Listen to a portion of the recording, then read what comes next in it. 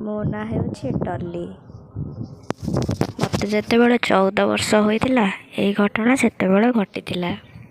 ମୋର ସେତେବେଳକୁ 7 ମାସ ହୋଇଗଲାଣି ମ୍ୟାଚୁରିଟି ପାଇବାର। ମୋ ଅଜା ଟିକେ ରଙ୍ଗିଆ ଟାଇପ୍ର, ସବୁବେଳେ ଖାଲି ନାଳୁଆ ଭଳିଆ କଥା କହିବେ। ମୋତେ ସବୁବେଳେ ଆଉ ମୋ ସାଙ୍ଗମାନଙ୍କୁ ବାହାଘର ବିଷୟରେ ଇଆଡ଼ୁ ସିଆଡ଼ୁ କରିକି ନାଳୁଆ କଥା ପଚାରନ୍ତି।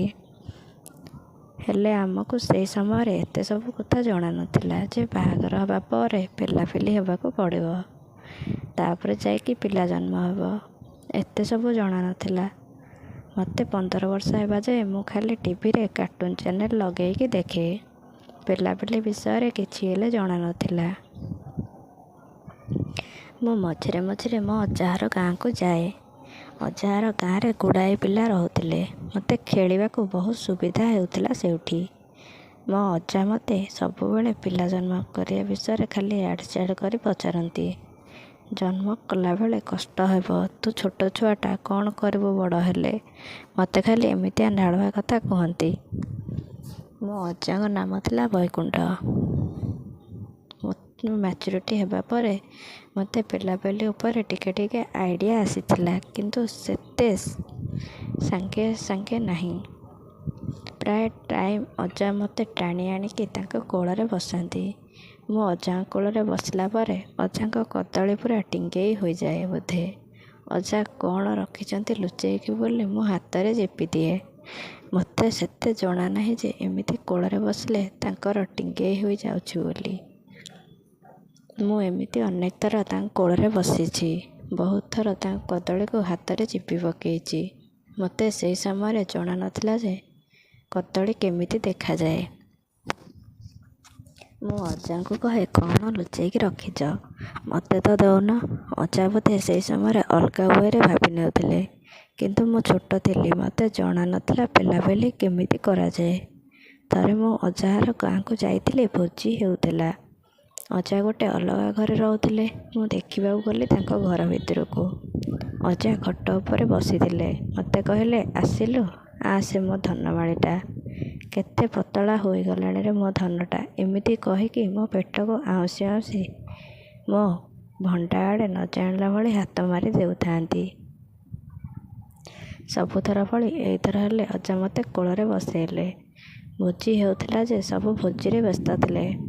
ଅଜାଘର ଘର ଭିତରକୁ କେହି ଆସନ୍ତିନି। ଅଜା ମୋତେ ମକା ସିଝା ଦେଲେ। ମୁଁ ତାଙ୍କ କୋଳରେ ବସିକି ଖାଇଲି। ଅଜା ତ ଟିକେ ନାଳୁଆ ଟାଇପ୍ର ଲୋକ। ସେତେବେଳକୁ ଅଜାଙ୍କର ପୁରା ଉଠିଗଲାଣି। ସେ ଜାଣି ଜାଣି ତାଙ୍କ କଦଳୀକୁ ଟିଙ୍ଗେଇକି ମୋ ପଛ ଭିତରେ ପଶେଇଲା ଭଳି କରୁଥାନ୍ତି। ଅଜା ମୋତେ ତାଙ୍କ ଦୁଇ ଗୋଡ଼ରେ ଚାପି ଧରିକି ମୋତେ କୁଣ୍ଢେଇକି ଧରିଲେ। ମୋ ଧନଟା କେତେ ବଡ଼ ହୋଇଗଲାଣି, ବାହାଘର କରିଦେବା ଏଥର, ଏମିତି କହି କହି ମୋ ଛାତି ସିଧା ଚିପିକି ଧରିଲେ। ରହିଲୁ ଟିକେ ଗେଲ କରିଦେବି, ଏମିତି କହିକି ଗୋଟେ ହାତରେ ମୋ ପେଟକୁ ଆଉ ଗୋଟେ ହାତରେ ମୋର ଗୋଟେ ଭଣ୍ଡାକୁ ଧରିକି ମୋ ବେକରେ ଚୁମା ଦେଇ ଚାଲିଲେ। ସେ ଧୋତି ପିନ୍ଧୁଥିଲେ ସେତେବେଳେ। ଧୋତି ଉପରେ ପୁରା କାଠିଆ କରିକି ମୋ ଜଙ୍ଘ ସନ୍ଧାରେ ଧୀରେ ଧୀରେ ଘଷୁଥାନ୍ତି। ମୋ ଡ୍ରେସ୍ ମୁଁ ପିନ୍ଧିଥିଲି। ମୋ ଡ୍ରେସ୍ ଉପରେ ଏମିତି ପଛକୁ ମେଲେଇଲା ଭଳି ମୋର କରିକି ମୋତେ ଜୋରରେ ଚିପିକି ଧରୁଥାନ୍ତି। ଅଜା ହେବେ ବୋଲି ମୁଁ ଆଉ କିଛି କହୁନଥାଏ। ହଁ, ଅଜା ଗେଲ କରୁଛନ୍ତି ତ ମୁଁ ଏତେ ଧ୍ୟାନ ଦେଉନଥିଲି। ମୋତେ ଏତେ ଜଣା ବି ନଥିଲା। ସେ ତାଙ୍କ କଦଳୀକୁ ଏମିତି ମୋ ପଛରେ ପଶେଇଲା ଭଳି କରୁଥାନ୍ତି, କିନ୍ତୁ ମୁଁ ଭିତରେ ଚଡ଼ି ପିନ୍ଧିଥିଲି, ସେଥିପାଇଁ ଠିକ୍ସେ ପଶୁନଥାଏ। କିନ୍ତୁ ମୋତେ ଗେଞ୍ଜି ହେଲା ଭଳି ଲାଗୁଥାଏ। ମୋତେ ଖାଲି ସଲସଲ ଲାଗୁଥାଏ। କିନ୍ତୁ ତାଙ୍କର କଦଳୀ କାଠିଆ ହୋଇକି ଥିଲା। ମୋତେ ପୁରା ଜଣା ପଡ଼ୁଥିଲା। ମୋ କଣା ହେଲେ ସେଇ ସମୟରେ ପ୍ରାୟ ଓଦା ହେଇକି ରହୁଥିଲା। ମୋତେ ମୋ କଣା ସବୁବେଳେ କୁଣ୍ଡେଇ ଲାଗେ। ସେତେବେଳକୁ ମଧ୍ୟ ଅଜାଙ୍କ ଘର ଭିତରକୁ କେହି ହେଲେ ଆସୁନାହାନ୍ତି। ଭୋଜିରେ ସବୁ ବ୍ୟସ୍ତ ଅଛନ୍ତି। ଅଜାଙ୍କର ଏତେ ସାହସ ହୋଇଗଲା ଯେ ଲାଷ୍ଟକୁ ସେ ମୋ କଣାକୁ ଚଡ଼ି ଉପରେ ହାତରେ ଚିପିଲା ଭଳି କରିବାକୁ ଲାଗିଲେ। ମୋତେ ଟିକେ ଟିକେ ଭୟ ଲାଗୁଥାଏ।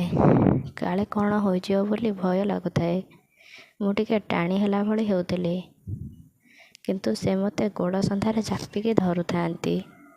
ତାପରେ ସେ ମୋର ଚଡ଼ିକୁ ଟାଣିଲା ଭଳି କରିକି ଚଡ଼ି ଭିତରେ ହାତ ପଶେଇଲେ। ଗୋଟେ ଆଙ୍ଗୁଠି ମୋ କଣା ଭିତରେ ପଶେଇଦେଲେ। ମୁଁ କହିଲି କାଟୁଛି। ସେ କହିଲେ ଆରେ ଏଇଟା ଆମ ଗେଲା ଝିଅଟା ବା। ଏମିତି କହିକି ପୁଣି କହିଲେ ଭୋଜି ଖାଇ ଯିବା। ମୁଁ କହିଲି ହଁ। ସେ କହିଲେ ହଁ ଯିବା, ଏବେ ସରିଯାଉ ଯିବା। ଗୋଟେ ଆଙ୍ଗୁଠି ମୋ କଣାରେ ପଶେଇ ଦେଲେ, ତାପରେ ଆଙ୍ଗୁଠି ବାହାର କରିକି ଶୁଙ୍ଘିଲେ, ତାପରେ ମୋତେ ହେଲେ ଶୁଙ୍ଘେଇ ଦେଲେ। ମୁଁ କହିଲି ଛି ଗନ୍ଧିଆ ତୁମେ। ଏମିତି କହିକି ମୁଁ ଟାଣି ହୋଇକି ପଳେଇ ଆସିଲି। ମୋତେ ସେ ଭିଡ଼ୁଥାନ୍ତି। ମୁଁ କହିଲି ବୋଉକୁ କହିଦେବି। ତାପରେ ମୋତେ ଗେଲାରେ ଡାକି ଚାଲିଲେ। ତାପରେ ମୁଁ ସେଇଠୁ ପଳେଇ ଆସିଲି।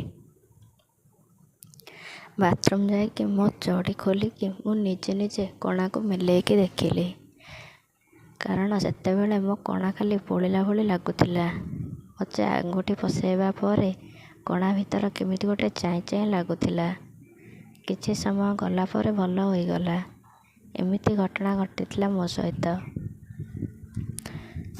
ମୁଁ ଭାବୁଥିଲି ବୋଉକୁ କହିଦେବି ବୋଲି, କିନ୍ତୁ ସାଙ୍ଗସାଥି ସହ ଖେଳୁ ଖେଳୁ ସବୁ ଭୁଲି ଯାଇଥିଲି ଏ ଘଟଣା। ସେହି ସମୟରେ ମୋତେ କିଛି ଜଣା ନଥିଲା ପିଲାପିଲି ବିଷୟରେ, ନହେଲେ ମୁଁ ସାଙ୍ଗେ ବାହାରିକି ତାଙ୍କ ଘରକୁ ପଳେଇ ଆସିଥାନ୍ତି।